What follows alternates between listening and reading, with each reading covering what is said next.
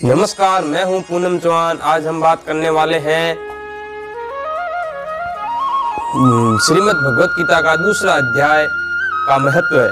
जो कल हमने आपको भाग 2 में बताया था वो दूसरा अध्याय था। आज उसके दूसरे अध्याय का महत्व बताने जा रहे हैं, तो ध्यान पूर्वक सुने और चैनल को सब्सक्राइब करें। हे भगवान, भला सबका करे, शुरुआत हमसे करे। तो सबसे पहले हम आपको उस भाग का महत्व बता देते हैं। जय श्री कृष्णा, जय श्री कृष्णा, जय श्री कृष्णा। तो चलिए वीडियो को स्टार्ट करते हैं। के शिक्षा गुरु संस्कृत यूट्यूब चैनल को सब्सक्राइब करें, लाइक करें, शेयर करें। दूसरा अध्याय का महत्व। श्री भगवान बोले, हे लक्ष्मी, दक्षिण देश में एक पुरन नाम का नगर है। दक्षिण देश में एक पुरन नाम का नगर है। वहाँ एक सुश्रमा बड़ा धनवान रहता है। वह साधु सेवा करता है। जब साधु सेवा करते हुए 7 दिन बीते, तब एक बाल नाम ब्रह्मचारी आया था। यानी कि एक बाल नाम छोटा सा ब्रह्मचारी आया था। उसकी बहुत ही सेवा की, विनय पूर्वक सेवा की। और हे संत जी, कृपया कर मुझे श्री नारायण जी के पाने का ज्ञानोपदेश करो। यानी कि उनकी बहुत सेवा की और फिर उसको बोला कि हे भगवान नारायण जी के मुझे ज्ञान उपदेश करो, जिससे मेरा कल्याण हो सके और प्राप्ति भक्ति हो सके।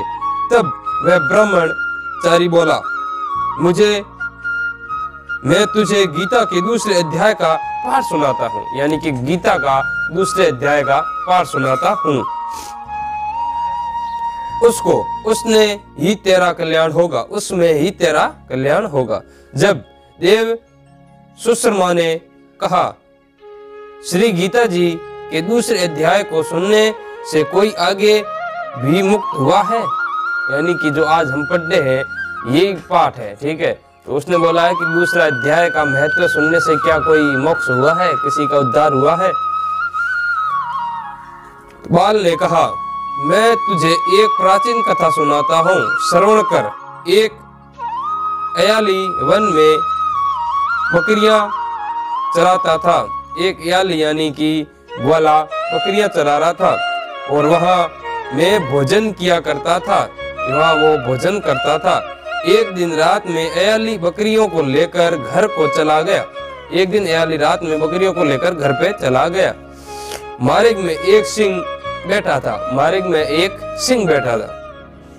एक बकरी सबसे आगे जाती देखकर सिंह भाग गया। एक बकरी सबसे आगे गई तो सिंह देखकर उसको भाग गया। तब अयाली यह देखकर बड़ा अचरज में चकित हुआ। अयाली जो उसकी रक्षा कर रहा था, ग्वाल था, वो उसको देखकर बड़े अचंभे में चकित रह गया, क्योंकि बकरी को देखकर शेर भाग गया था। और मैं भी वहां आ खड़ा हुआ और वो भी आ खड़ा हुआ। उस चराहे ने मुझे देखकर कहा, मैंने यह आश्चर्य देखा कि बकरी का देखकर शेर डर गया। मैंने खुद मेरी आंखों से देखा कि बकरी को देखकर शेर डर गया, भाग गया। अंत तुम त्रिकालदर्शी हो। हे महाराज, तुम त्रिकालदर्शी हो। यह वृत्तांत मुझे सुनाओ। ये क्या है ये वार्तालाप, मुझे भी सुनाओ। संत ने कहा, हे अयाली, तुम मुझे एक पिछले वार्ता सुनाता हूँ। मैं तुम्हें एक पिछली बार की एक वार्ता सुनाता हूँ। यह बकरी पिछले जन्म में डायनी थी। जब इसका पति मर गया तब वह बड़ी डायनी हो गई। जिस सुंदर बच्चे को देख उसी को खा लेवे। और वह शेर पूर्व जन्म में फंदक था। वह पक्षी पकड़ने वन को गया और वह डायन भी वन को गई। वहां डायन बकरी हुई और शेर को खा लिया। डायन थी, वो बकरी थी और शेर को खा लिया। अब वहां फंदक शेर हुआ और वह डायन बकरी शेर को पूर्व जन्म की खबर। इसीलिए बकरी को देखकर शेर ने जाना कि अब भी ये मुझे डायन आ रही है। यानी कि जो शेर था, अभी वो उसी रूप में उसको याद थी, इसलिए शेर सो रहा था, अभी भी उसी बकरी के रूप में लायन है। इसीलिए बकरी को देखकर शेर ने जाने कि अब भी यह मुझे खाना आ रही है, अब भी मुझे खाने के लिए आ रही है। एयाली ने कहा, मैं पिछले जन्म में कौन था? एयाली ने पूछा, ग्वाल था वो पूछा, मैं पिछले जन्म में कौन था? संत बोला, तुम पिछले जन्म में एक चंडाल था। तब एयाली ने कहा, हे ब्रह्मचारी, कोई ऐसा उपाय भी है जिसे कर हम तीनों इस धमक देह से छुटी? तब संत जी बोले, यानी कि ऐसा कोई उपाय है इस गंदी संसारी नश्वर देह से हम छुट्टी पा सके? बोले, हम तुम तीनों का उद्धार करते हैं। एक वरदान मेरे से सुनो, एक वरदान सुनो, आप तीनों का उद्धार हो जाएगा। प्रथम तो एक वन की कंदरा में एक शिला थी। वन की कंदरा, यानी कंदरा किसको बोलते हैं? पत्थर के पहाड़ के अंदर गुफा होती है, उसको कंदरा बोलते। उसको शिला थी, उससे श्रीमद् गीता जी का दूसरा अध्याय लिखा हुआ था।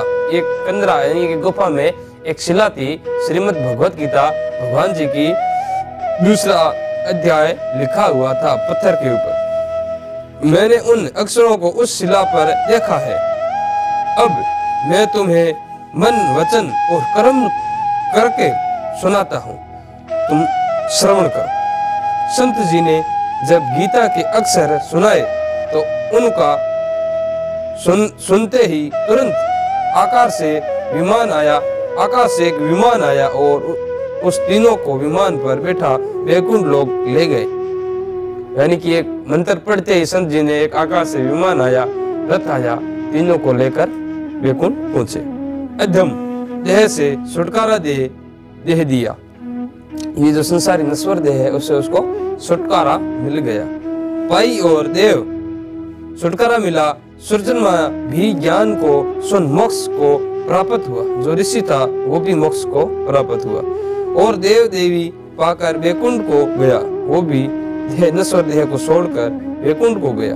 तब श्री नारायण जी ने कहा, लक्ष्मी जी, जो मनुष्य श्री नारायण जी के ज्ञान को पढ़े और सुने वह अवश्य मुक्ति को प्राप्त होता है। जो मनुष्य ज्ञान नारायण जी की बात सुने, नारायण जी की कथा अनुसार गीता का पाठ करे, नारायण जी के ज्ञान को पढ़े और सुने, वह अवश्य मुक्ति को प्राप्त होता है।